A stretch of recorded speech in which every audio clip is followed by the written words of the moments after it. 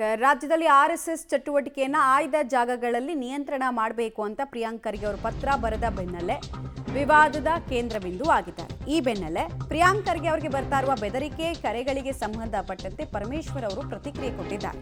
ಗೃಹ ಸಚಿವ ಪರಮೇಶ್ವರ್ ಅವರು ಹೇಳಿದ್ದಾರೆ, ಬೆದರಿಕೆನ ನಾವು ಗಂಭೀರವಾಗಿ ತೆಗೆದುಕೊಂಡಿದ್ದೀವಿ, ಕರೆ ಮಾಡಿದವರ ಬಗ್ಗೆ ಪತ್ತೆ ಹಚ್ಚಿ ಕ್ರಮವನ್ನ ಕೈಗೊಳ್ತೀವಿ ಅಂತ ಡಾಕ್ಟರ್ ಜಿ ಪರಮೇಶ್ವರ್ ಅವರು ಪ್ರತಿಕ್ರಿಯೆ ಕೊಟ್ಟಿದ್ದಾರೆ.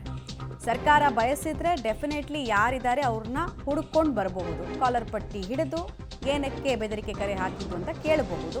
ಕೇಳ್ತಾರಾ ಇದೇ ಜೋಶ್ ಕೊನೆ ತನಕ ಕಂಟಿನ್ಯೂ ಆಗುತ್ತಾ ಅನ್ನೋದನ್ನ ನೋಡಬೇಕು. ನಾವು ಸೀರಿಯಸ್ ಆಗಿ ಗಮನಿಸ್ತೇವೆ ಯಾರು ಬೆದರಿಕೆ ಮಾಡಿದ್ದಾರೆ ಮತ್ತು ಸೋರ್ಸ್ ಎಲ್ಲಿಂದ ಬರುತ್ತೆ ಅದನ್ನು ಎನ್ಕ್ವೈರಿ ಮಾಡ್ತೀವಿ.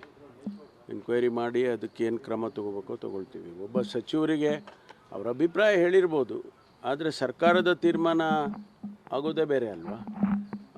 ಅದಕ್ಕೆ ಅವರಿಗೆ ಥ್ರೆಟ್ ಮಾಡೋದು ಅದೆಲ್ಲ ಸರಿ ಇಲ್ಲ. ಅದಕ್ಕೇನು ಕ್ರಮ ತಗೋಬೇಕೋ ತಗೊಳ್ತೀವಿ. ಅದನ್ನು ವೆರಿಫೈ ಮಾಡೋದಕ್ಕೆ ಕೇಳಿದ್ದೀನಿ ನಾನು. ವೆರಿಫೈ ಮಾಡಿ ಎಲ್ಲಿಂದ ಒರಿಜಿನೇಟ್ ಆಗಿದೆ, ಯಾರು ಮಾಡಿದ್ದಾರೆ ಅದನ್ನು ನೋಡಿ ಆನಂತರ ಅವ್ರ ಮೇಲೆ ಏನು ಕ್ರಮ ತಗೋಬೇಕೋ ತಗೊಳ್ತೀವಿ. ಟೆಕ್ನಾಲಜಿ ಕೆಲವು ಸಂದರ್ಭದಲ್ಲಿ ಕಷ್ಟ ಆಗುತ್ತೆ, ಕೆಲವು ಸಂದರ್ಭದಲ್ಲಿ ನಾವು ಅದನ್ನು ಮಾಡಲೇಬೇಕಾಗ್ತದೆ.